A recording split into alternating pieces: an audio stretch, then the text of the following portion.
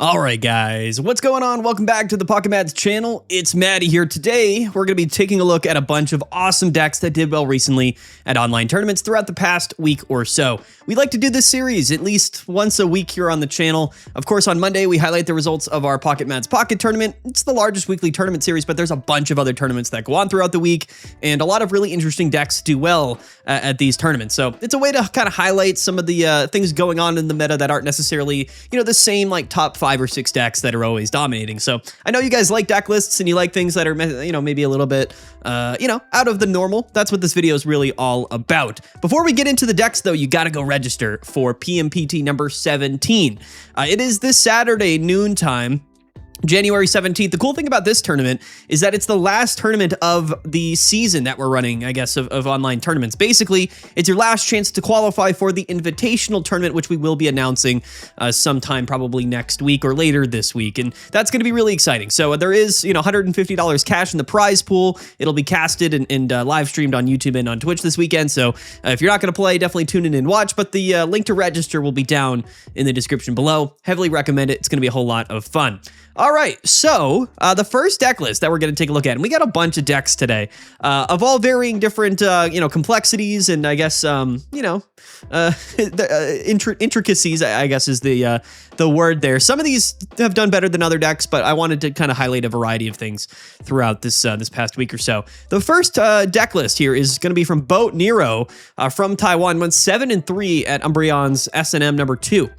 And this is a really fun deck. This is Silvally with Mega Absol. So this is a bit of a variation of a deck that we've seen, time and time again, which is going to be that Greninja Absol deck, like the Dark Greninja deck list. So instead of like the Greninja lineup, we're playing Silvally, and of course we're playing even just one Gladion in the deck list, but a bunch of different supporter cards. So Silvally, again, I do believe is a card that's somewhat underrated in the metagame right now, and I think that it's actually probably becoming a little bit more viable after Magnezone or Oricorio got the win at last weekend's Pocket Mads tournament. It's been a little bit more popular throughout the week, and I do think Magnezone or Oricorio probably deserves to see more play than it has been, and it's likely going to see more play because it did well and won our tournament last weekend. Silvally's a card that just does well into Oricorio decks, mainly because it's fast-paced, it's got a lot of HP, and it can, of course, just one-hit KO Oricorios very easily. So I think that Silvally's really taken a back seat over the last couple of seasons for whatever the reason. I think that there's other stronger, maybe single-prize archetypes that people are playing, like Magnezone or Oricorio, against the greater scheme of the metagame, but there's also Hydreigon. And, Hydreigon is a very, very powerful single-prize archetype that has kind of taken the place of Silvally. It is a little bit more limiting, but it can kind of hold its own into the Mega Pokemon a bit more than Silvally can. Silvally's kind of the stage 1 version of something like a Hydreigon. Still very strong, but that 110 HP means that it's just not able to survive attacks for Mega Pokemon. So it relies a little bit on its pace, and Silvally traditionally is a Pokemon that likes to go second. But, this is a Silvally deck list here, 2 Chingling, so we are playing, Chingling in this deck list, which I honestly think pairs really well with Silvally. It's going to help a lot in those sort of stage 2 decks that Silvally might struggle with, especially if we go first, right? Silvally just doesn't have the ability to attack on your second turn going first, like a thing like Hydreigon can. So Chingling is there to definitely, slow the game down or allow you to maybe get that first attack off, which is going to be pretty nice. We are playing 1 Mars in the deck list with these Chinglings. We like to see some hand disruption with Chingling. And then we also have Leap Over Absol. So a lot of single prize Pokemon in this deck list. Leap Over Absol really our only Pokemon in the deck that's going to be able to deal bench damage. And then, of course, we just have a Mega Absol in the deck. So, this is really just a callback to the fact that Mega Absol, although maybe not the strongest card in the game, is very flexible. It's a low impact card in the sense that you don't have to change your deck. You can kind of, as long as you're playing Dark Energies, you can just throw 1 Mega Absol in your deck and it's probably worthwhile. It's like kind of the more interesting things about Mega Absol is it's like splashability, which is one of the things I kind of discredited Absol for way back when I saw this card. I was like, it's like not that strong, but it's got double Dark Energy. So there's no way to really accelerate a bunch of energies to it. If you lead with Mega Absol, it's obviously not that strong. It only has 170 HP and it's worth 2 prizes. And because it was double Dark Energies, at the time I thought there really wasn't a lot of options for us to play Mega Absol, and I just felt like it really wasn't a card you could build an entire deck around. But as we've seen, you can just pair a lot of things with really any Pokemon in the game, and Mega Absol has a lot of support, right? We have Leap Over Absol, we have Hydreigon, Silvally is one example here, Chingling came out, like these are all cards that like came out, Hydreigon, they came out like alongside Mega Absol, so the game definitely, or the developers gave Absol a bunch of support, and I think Silvally fits that sort of archetype quite well, right? I mean, there's definitely a world in the future where Silvally is going to be a little bit better. And I think that it's just in general a strong card. So I really like this deck, you know, and I think it's just one of those things. Silvally hasn't really caught on, but that doesn't mean it's not a good card. And again, it fits very well into an archetype like this. So I like this deck list. I wanted to highlight it. It went 7-3 at a fairly large tournament. So, you know, keep your eye on Silvally or Silvally. I don't know. Some people also tell me I say that wrong, but Silvally is what I'm going to call it. I really do like Silvally. I think it probably should see more play as time goes on, but the power creeping of the game in Pokemon now kind of requires you to play stage 2 single prize Pokemon, and that's really only a few of them that are exceptionally strong: Greninja, Magnezone, and Hydreigon. Everything else is really just baby Pokemon or like Oricorio and stuff. So you know what, Silvally's pretty cool. I do like it. I wanted to highlight it here in this video. Not something I've really seen so far this season, so this is a new deck list.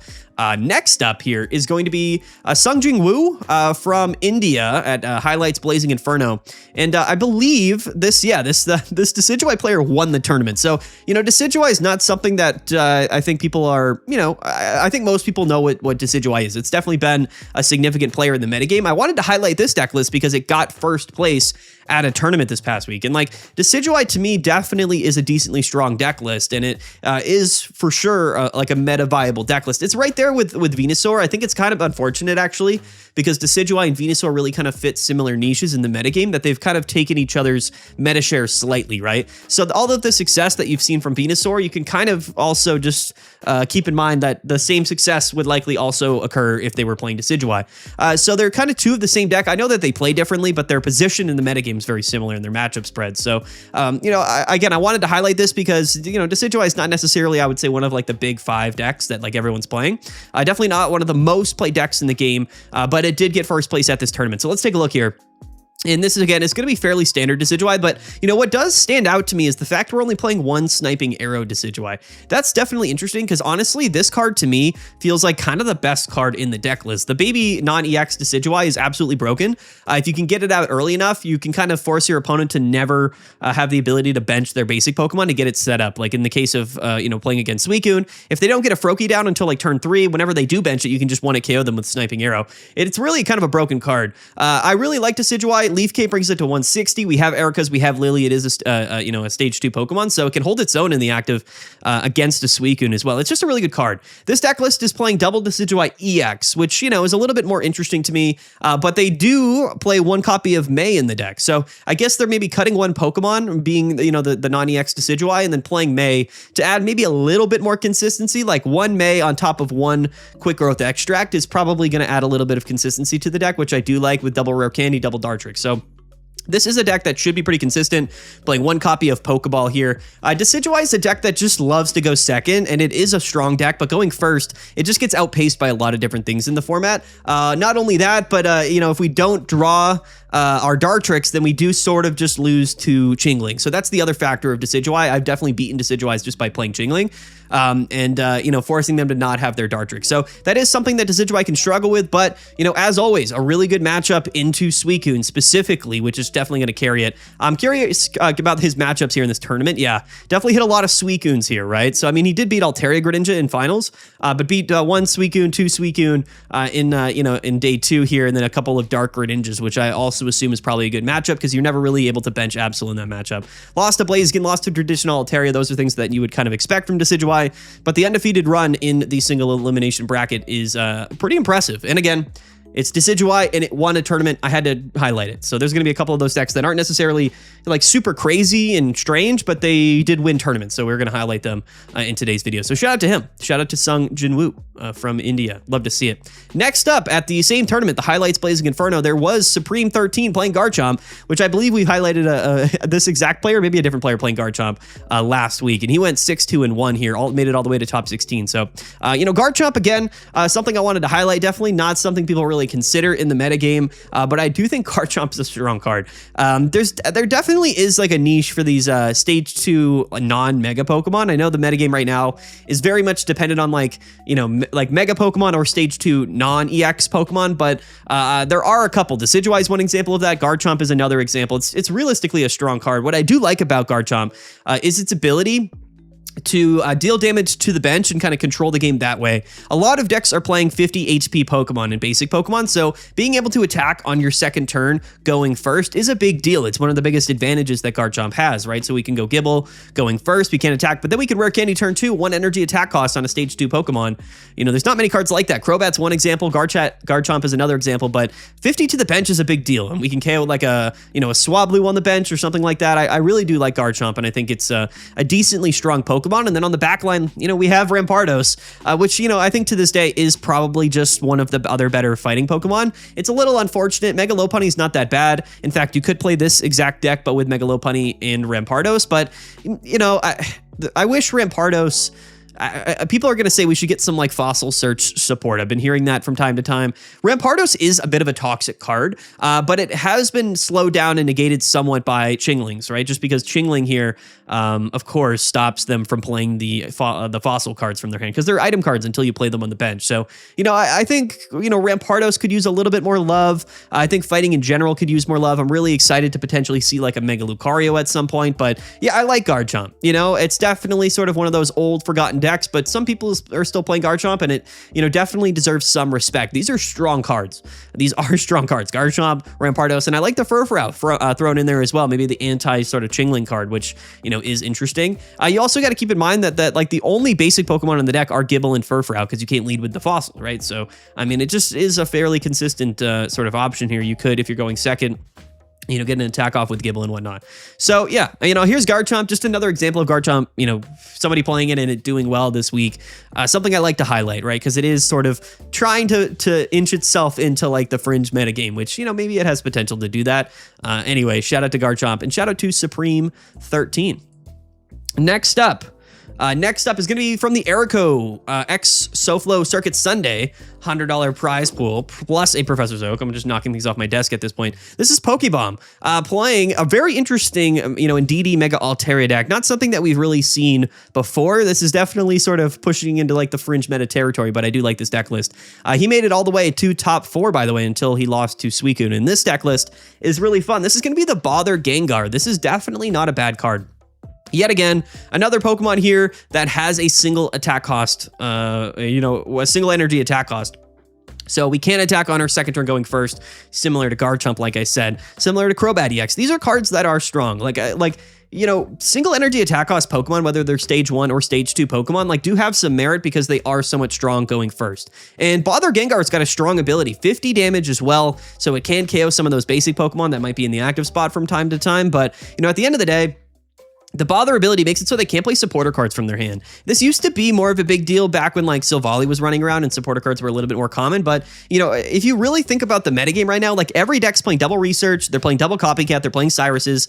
So I think that Bother Gengar is actually a pretty strong Pokemon right now. And this is one of the OGs. I think this card came out a long, long time ago. I forget the set in which it came out. But yeah, the idea here is that maybe we can go into a turn 2 Gengar, Indeedees can kind of keep it alive for a little bit, and then we finish the game, with Mega Altaria. We even have a Furfrou as a leadoff card, and Furfrou, a really nice inclusion to the metagame. It fits into so many different decks, and it really is one of the significant cards, the only significant cards that you can play in any deck that is going to easily deal with opponent Chingling. So that's kind of probably why we saw it in Garchomp, why we're seeing it in this Gengar deck, because they are rare candy decks. But yeah, I think we're going to see another deck that played Bothered Gengar later in this video, which is pretty cool, and I just really like this card, and I think it has a lot more potential than you might think. So many decks are reliant on those copycats and those researches early to kind of move through their deck because, no one's really playing like the draw support Pokemon anymore. Like no Shiinotics, no Sylveon EXs. Like it really is all just copycat. So, a supporter lock like Gengar is actually pretty valuable. It's going to slow decks down quite a bit.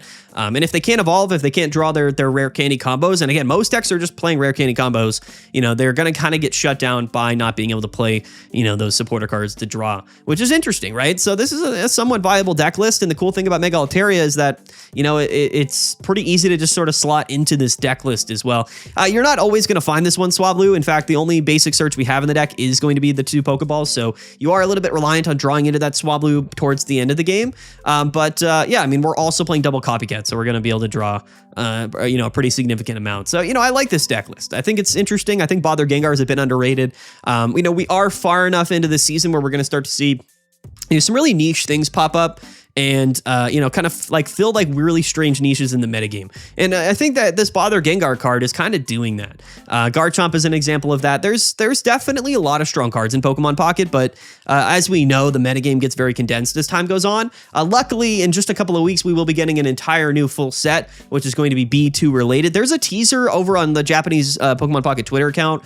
I haven't talked about it here on the channel just because, like, there's nothing really to speculate. They haven't announced anything per se, so I'm not like, there's nothing really for me to actually talk about. Well, if they do announce something, then of course we'll talk about it on the channel. But I think it's been confirmed that there is a new psychic type mega Pokemon coming, whether that's like Mewtwo or Malamar or whatever. We're gonna have to wait and see. Could be Gengar, could be Mega Gengar, which would be pretty cool. But yeah, this is a fun deck list, and I definitely just wanted to highlight it here in today's video. So anyway, shout out to Pokebomb from Great Britain, 9-3-1, great run, and shout out to Erico in his tournament. Next up at the same tournament is going to be Kinitsu from the Philippines playing Blaziken, and I know Blaziken is also somewhat of a meta deck, but this deck got first place, so it ended up winning this tournament. So here's just a pretty large tournament. I think it was 300 plus players. Blaziken got the win, so that's pretty cool, you know. And again, I don't want people to think that the entire metagame is defined by just one tournament that we run on the weekends. There's other tournaments throughout the week that people run, and the results definitely reflect and adjust and basically help, move the metagame forward. So Blaziken getting first place here is impressive, but it does go to show that Blaziken EX is a legit Pokemon in the game. We are playing the kind of traditional version. There's nothing that stands out here. This is very standard Blaziken, at least by this season's definition. One Combuskin to help with the Chingling stuff, one Furfrou, which is just better than the other Heatmor that people were playing in Blaziken, and then one of the Tongue Whip Heatmors to hit the bench, right? So this is sort of a very standard type build that you're going to see moving forward in the metagame, is things like Furfrou, or like, of course, Heatmor, or Leap over Absol, or Jirachi, and things like that. And then just a really strong Mega, to kind of sweep through the game. And that's what Blaziken does best. It can kind of KO a lot of Pokemon, especially with Rocky Helmet, and it can live multiple hits from strong Pokemon with Lily. 210 HP with Lily. That's 270. That means you got to hit it for 140 twice to KO it. It's not that easy, trust me. Mega Blaziken is a strong guy here. Flame Patch acts basically like an X speed. That's sort of the interesting thing about Flame Patch, which we might see more. It might see more play moving forward. But in most fire type decks, it's probably just going to be worth to play it, mainly just because it acts as like an X speed, right? So you can retreat from Heatmor and then bring that energy back, effectively just like you had free retreat, right? So I really do like Blaziken, and I think that it'll likely continue for quite some time. I mean, this is a deck that, when it came out initially was seeing play with Entei, if you remember the beginning of Mega Rising of last season, and then it sort of fell off a little bit.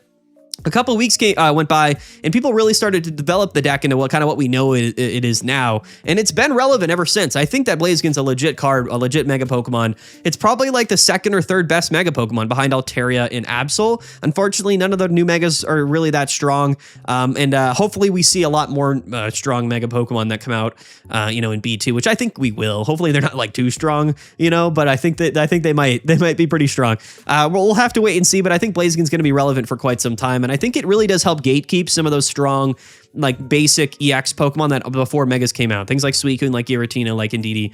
I guess Indeedee came out in Mega Rising, but you know what I mean? Like those, like Dark Rise, one example. The cards like that back in the day, the basic EX cards that used to run the metagame, Blaziken was kind of built and put into the game to be strong specifically into those matchups. And that's why it's a fire type deck, but it actually has quite a decent matchup in his Suicune, which I do like about it. So anyway, Blaziken getting first place. Congratulations to Kinitsu. Again, 300 plus players at this tournament, so a pretty large tournament. Blaziken getting a win this week, a first place finish, which is pretty cool.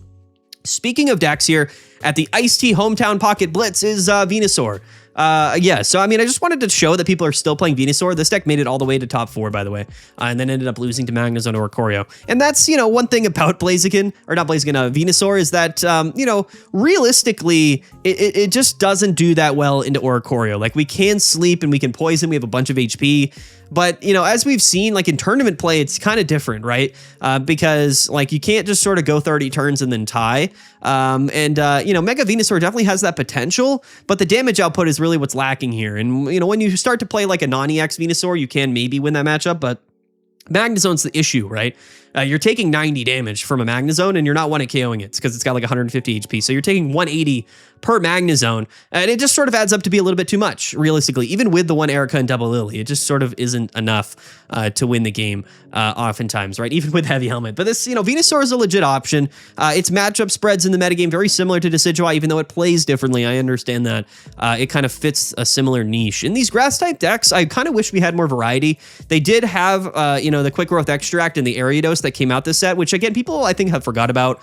Not necessarily as strong as maybe it should be, or it just wasn't well positioned enough, but that was a pretty interesting thing that got added to the game. I just wish it was maybe a little bit more viable this season because, the grass support, grass has a lot of things going for it. With Erica's, with Quick Growth Extract, all we need is like a really strong, like actually decent grass Pokemon, and I think grass is going to flourish, and, you can play Leaf Cape if you're not playing Heavy Helmet, right? So, there's a lot of grass support cards, so I think grass has a lot of potential moving forward. But, Mega Venusaur, I think it's actually probably maybe the best new Mega. I guess Venusaur and Charizard are the only two that are really seeing that much success. I guess Steelix sees a little bit of play and success sometimes, same with Lopunny, but I would say Charizard and Venusaur are probably the most played of the new Megas. Both feel a little bit lackluster, even though they're not weak cards. It's just they maybe aren't that well positioned for the metagame. But here's a version of Venusaur. Here is just an example of Venusaur doing somewhat well. 6-3-1 top 4 here at the Ice-T Hometown Pocket Blitz. So shout out to Flaneur X from Brazil. Next up is going to be Chocolate. And this is yet another deck here that, again, is basically a meta deck at this point, but got first place at another decently large tournament this week. This is going to be Altaria and Giratina. I wanted to highlight this for a couple of reasons. One, because I do think that this is a legit deck. This is Chocolate from Venezuela. This is a completely legit deck in the metagame. Look at this. Beat a bunch of decks. Had a really great run here. Undefeated in day 2, of course, to win the tournament. Beat 3 Hydreigons. Beat a Magnezone or a Choreo, which you might notice being interesting there. Also beat a one in day 1 too, which is pretty cool. Beat Altaria Greninja and then also beat Dark Greninja. So what's going on with this deck list? I think that this is a top deck in the metagame. I think this is like a top 3, top 4 deck currently right now.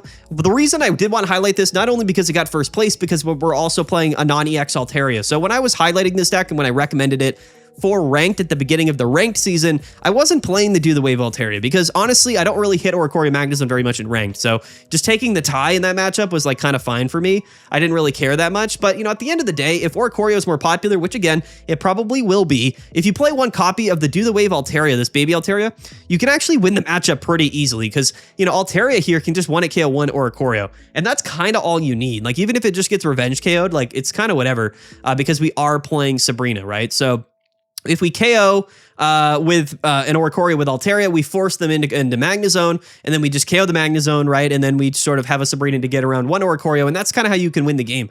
And with double Indeedee and a bunch of HP and all these Pokemon, like you can be powerful enough to sort of, just live hits over and over and over again. It's a lot of healing. This is a really strong deck. Its matchups into like the other most played decks in the metagame, like hasn't been that great. Its matchups into Suicune is kind of iffy. Altaria Greninja's iffy. So it's like a little bit suspect against the other top decks, but when it's going up against like all of the non-most played decks in the game, it has a really great win rate. So this is a bit of like a pub stomper deck is what I call it. It beats all of like the non-necessarily popular meta decks, but can win against the other decks, which is pretty cool. Where typically the most played decks are just really strong all amongst themselves, but they kind of have like really hard losing matchups into like niche decks in the metagame. This is like the opposite. There's nothing that really just like hard beats a deck list like this.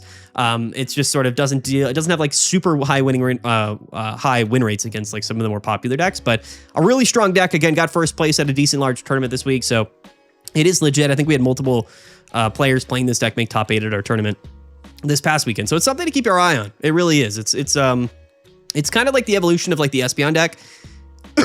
Excuse me, in previous seasons with like the double Indeedee healing. Like it kind of feels like that a little bit, but probably a little bit better. Next up is going to be Kenneth. The last couple of decks here are going to be from the Pocket Mads Pocket Tournament Series number 16, so our tournament this past weekend. These are decks that either made day 2 or just barely made day 2. They did well, but we didn't highlight them on Meta Monday because they weren't like on top 16 in the standings. So Kenneth here was playing Magnezone or Oricorio, but he was playing Galvantula. He went 6-3, so shout out to him. A really, really fun deck. We highlighted this deck on the live stream, and it's actually a really, really cool deck. Like it's Magnezone or Oricorio, but we're playing this Galvantula deck with elemental switches. So the whole concept here is that, Galvantula does 70 damage and a guaranteed paralysis for 2 energies. but you discard those energies. So it's a little bit like, you know, you can stall for a turn, which is really relevant and deal 70 damage, sometimes enough to kind of KO certain Pokemon. But you typically have to trade a prize card to do that. But when we're playing Elemental Switch and Magneton, we can actually sort of energy battery and keep Galvantula running for a couple of turns. In fact, with double E-Switch, you can technically attack with Galvantula 3 turns in a row, which is hilarious. That's like 210 damage. That's enough to KO a Mega Pokemon without ever taking any revenge damage. So it's a bit more, excuse me, I'm still sick. It's a bit more of like a combo. Oh my gosh. Okay, I think I'm good. No, I'm not. Oh no. Okay, let's see. Can I get through this without coughing? Oh no. I tried to get through the video. Galvantula is a bit more of like a combo deck in Magnezone or Ikoria, but it's something I would recommend. So, you know, I know most people are going to play the standard version of Magnezone or Ikoria, but there is some merit to kind of adding things like Galvantula, yet another card that's been sort of fringe meta for quite some time. One of my favorite cards in the entire game and a really strong card. People, guaranteed paralysis means that unless your opponent has like Greninja EX or like a, what is it, like a Lyra or Alicia? No, Lyra. Then they can't get out of the active. They're just trapped. Or I guess PCL will heal them. So if they're playing Pokemon Center Lady, there is some ways around it, but those are cards that most decks aren't playing. So, you know, Galvantula going to be really strong. It's just a really, really strong card. And I think it kind of fits pretty nicely here into Magnezone or Ikoria. This player here, Kenneth, is kind of forced to take out one Oricorio and probably one Clement in the deck, or I don't know what else he cut from the deck, but Copycat. So he's not playing Copycat. So the deck's going to lack a little bit more consistency than the traditional version, but a really, really cool deck. He went 6-3, did make day 2 here, but lost in top 64 to a Suicune, which again, those Greninja EXs are going to be a big problem, aren't they? You know what I mean? But anyway, very, very cool deck list. Next up here is going to be Pokebomb. Again, this is the second time we're highlighting Pokebomb in this video here. He was the one that played the other Gengar deck here at the Aragos tournament. So he was on an absolute roll. Shout out to him.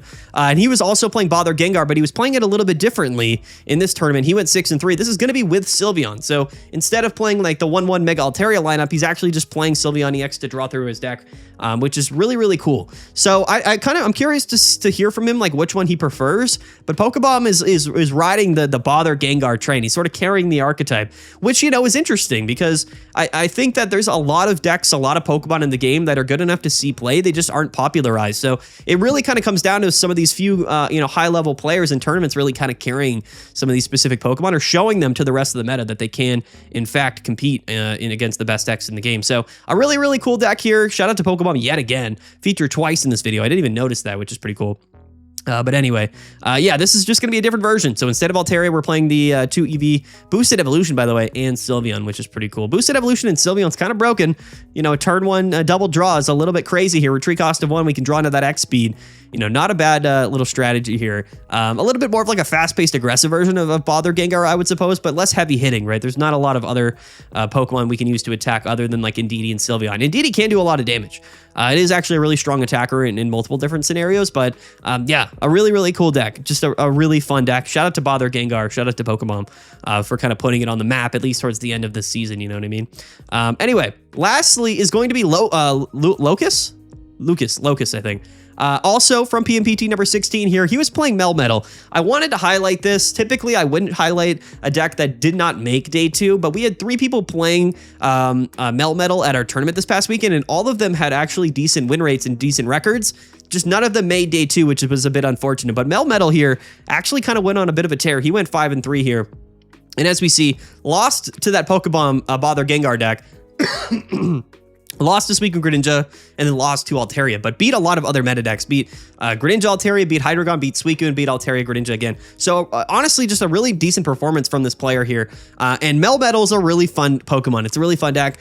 Really strong, honestly, going second. It kind of feels like Decidueye in some ways, except, you know, you can't get into like the second Pokemon as easy. So the first Melmetal is really there to kind of carry through the game, but it can hit for 150 damage for 4 energies. And you might be like, well, getting 4 energies seems a little bit tough. And it's obviously not the easiest thing in the world, especially if you go first. But if you go second, you can lead Melton, you can use the Amass ability and then end your turn on 2 energies and then evolve into Melmetal on turn 2 and then attack for Headbutt, which does 80 for 3.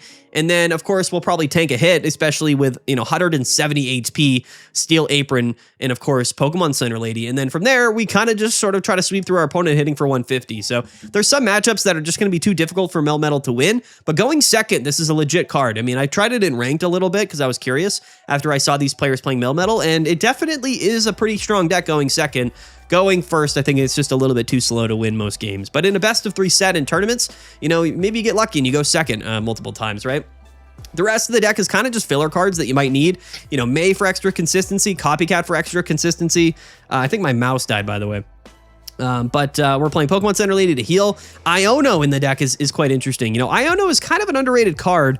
Most people have replaced Copycat with Iono, but the thing with Iono is that if you have a bunch of cards in your hand, it's actually a pretty decent card, right? Copycat is like Iono, but it's for your hand, but it copies your opponent's cards in their hand. So, you know, if your opponent has a bunch of cards, you'd rather play Copycat, but sometimes a deck list like this has a lot of cards in hand, but we don't have the card that we want in hand. So that's what Iono is kind of doing for us. So I really like it. You know, shout out to Iono in this deck list, you know, and the rest of these cards are just decent. One Sabrina, one Repel to kind of slow the game down in case we do go first. Team Rocket Grunt is sort of like a last-ditch effort in case we need to just hit a couple Grunt coin flips and win the game that way, which is pretty funny. Red to extend damage, Rocky Helmets as well. Just an interesting deck, you know. The non-EX Melmetal here, so we don't auto-lose to Oricorio, I suppose, because we can one-hit-kill an Oricorio with it. So I guess it's also just not even a bad Pokemon to have. Just it's better than no Melmetal, right? So it just adds a bit more consistency to the deck. A very simple deck list here. Loves to go second, but definitely can win and can beat some of the best decks in the entire game. Also Steel type. It's also Steel type. So like, you got to keep in mind, you know, 150, but we're hitting Mega Altaria for weakness. So Rocky Helmet, Melmetal EX, Metal Arms 150, that's 170. Like all of a sudden we're 1-hit KOing in Altaria, which is actually pretty crazy if you think about it, you know what I mean? So Altaria becoming definitely pretty common in the metagame. Melmetal, maybe it's the answer, who knows? I wanted to highlight it. I wanted to highlight at least one of these players because like I said, they did well at our tournament this past weekend. So shout out to Melmetal, shout out to all these players, shout out to these decks, and shout out to you guys for watching today's video. That's sort of our midweek roundup, our off-meta showcase, Wacky Wednesday. I don't have a name for the series, so I just like to kind of highlight decks and players from tournaments other than our own throughout the week. So that's kind of what we're doing here. Probably another gameplay video tomorrow, and then we'll, of course, kind of give our best extra ranked update on Friday. But next week is really where the interesting stuff starts to come in, where we're likely going to get an official announcement for the next set. And of course, that'll be our invitational tournament week. So it's going to be fun. A couple more weeks, guys. You just got to wait a couple more weeks. The meta will be probably entirely changed and refreshed. It's been a bit of a drag over the last few weeks, realistically. You know, Crimson Blaze was fun, but a month and a half of a mini set that didn't change the meta too much is a little bit, you know, people are kind of a little tired of it. I'm not going to lie. But yeah, I'm excited for B2 to come out, and maybe we get some earlier teasers as well, which could be pretty cool. So anyway, let's wrap up this video. Don't forget to like and subscribe. Thank you guys so much for watching. We'll talk to you guys later. And yeah. Bye.